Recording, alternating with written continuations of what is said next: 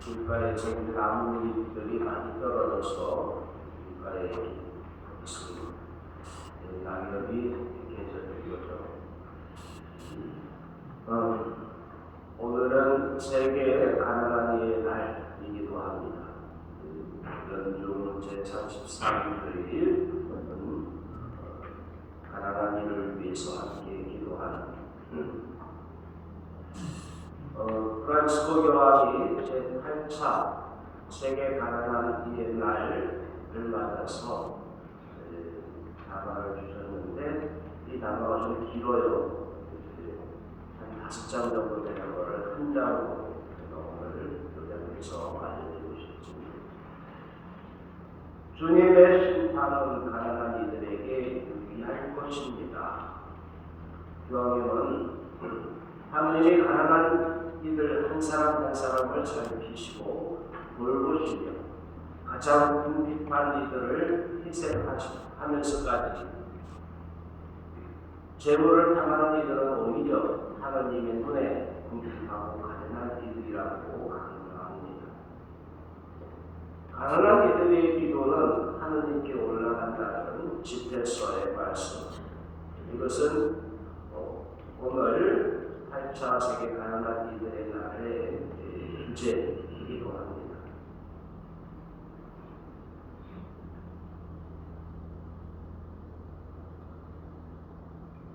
교황은 이어서 성경의 지혜가 드러나는 이 표현이 이 날에 딱 적당하다고 이렇게 말씀하시면서 그리스도 교회의 희망이 가난한 이를 포용합니다라고 표현합니다. 그리스도인의 희망은 우리의 기도가 하느님 계신 곳에 닿는다는 확신을 담고 있으며 그냥 기도가 아니라 가난한 이의 기도라고 강조합니다.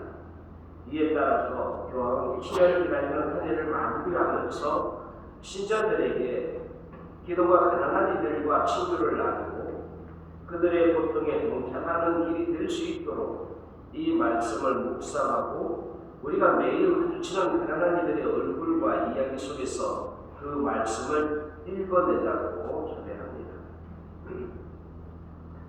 집회서의 이 기도, 교황님은 이 집회서를 설명하시면서 풍요로운 주제 가운데 하나가 이 기도라고 하십니다.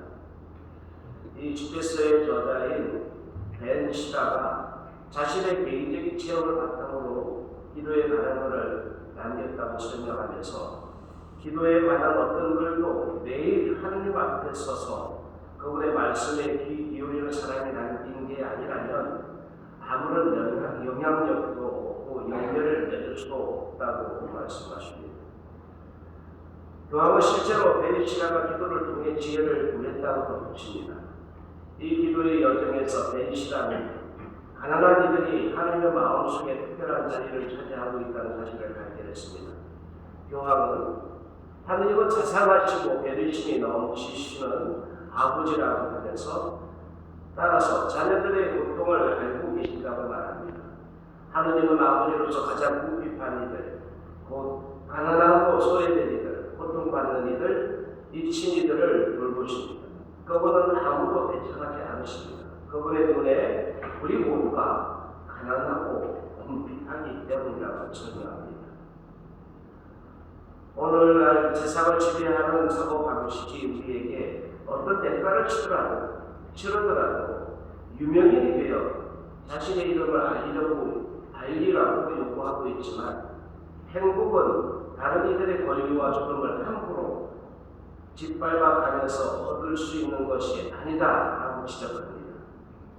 또한 전쟁으로 인한 폭력은 강자로 자처하는 이들의 오만을 분명히 보여준다고 설명합니다. 하느님 보시기에 그들은 궁핍하고 가련한 이들일 뿐입니다. 무기와 관련된 잘못된 정책으로 얼마나 많은 사람들이 더 빈곤에 시달리고 있는지, 무고한 희생자가 얼마나 많은지 우리는 이런 현실을 외면해서는 안 된다고 말합니다. 이러한 끔찍한 현실을 생각하면서 이 기도회를 가자 가난한 이들의 기도를 우리 자신의 기도로 삼고 그들과 함께 기도해야 한다고 강조합니다. 주님의 심판은 가난한 이들에게 유리할 것입니다. 가난한 이들을 직접 언급하면서 하나님은 여러분 한 사람 한 사람에게 자상한 관심을 기울이시고 여러분과 가까이 계십니다. 라는 확신을 잃지 말라고 초대합니다. 아울러서 집회서를 인용해 주님의 심판은 가난한 이들에게 유리할 것이라며 따라서 가난에서 가장 진정한 희망의 노래가 솟아날 수 있다고 설명합니다. 교황은 모든 교회가 세계 가난한 이들의 날을 지내게 된 데에 대해 감사를 표하면서 이 날을 가리켜 과소평가해서는 안 될 상업적 기회라고 말합니다. 가난한 이들을 구체적으로 돕는 사업을 실천해야 한다고 또한 강조합니다. 아울러서 이를 위해서 우리 가운데 가장 가난한 이들의 말을 귀담아 듣고 그들을 돕기 위해 자기 자신을 내어주는 이들에게 대해 주님께 감사해야 한다고 덧붙입니다. 기도 없이는 이웃사랑이 불가능하다고 설명합니다. 기도가 구체적인 행동으로 이어지지 않으면 헛된 것입니다. 실천이 따르지 않으면 믿음은 그 자체로 죽은 것입니다. 교황은 기도 없는 이웃사랑은 금세 지쳐버리는 자선 활동이 될 위험이 있다고 지적하고 있습니다. 저는 오늘 우리 가장 가난한 사람, 그가 누구인가라고 이렇게 부를 수도 있겠죠. 그가 바로 우리 자신일 수 있다는 것. 그러면서 또한 동시에 이 가난한 이들을 기억하자. 우리가 이웃이 누군가에 대한 그런 이렇게 하게 들어질 수 있는데 그 이웃이 가장 나 자신의 도움이 필요한 절실히 이웃 내는 그 사람이 우리의 이웃이 될 수 있다. 이웃이어야 한다고 복음은 우리들에게 가르치고 있지 않은가 떠올려 봅니다. 이렇게만 강로 끝나면 너무 진지해서 주일학교에서 아이들에게 아담과 하와가 첫 번째 잘못을 저지르고 하느님이 부르시는데 숨었어요. 자기들의 몸을 숨겼어요.